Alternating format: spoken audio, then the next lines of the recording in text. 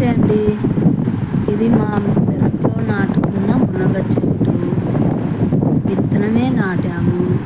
4 months అవుతుంది. ఇప్పుడు బాగానే వేపుగా పెరిగింది. మునక్కాయలు ఇప్పుడు మొదలవుతున్నవి. పూత బాగానే వచ్చింది.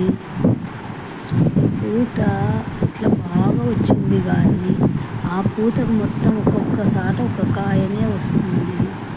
కాయలైతే బాగా లాంగ్గా వస్తున్నాయి. ఇప్పుడే కదండి ఫస్ట్ వచ్చినాయి మునక్కాయలు. తర్వాత ఎన్ని వస్తాయో చూడాలి.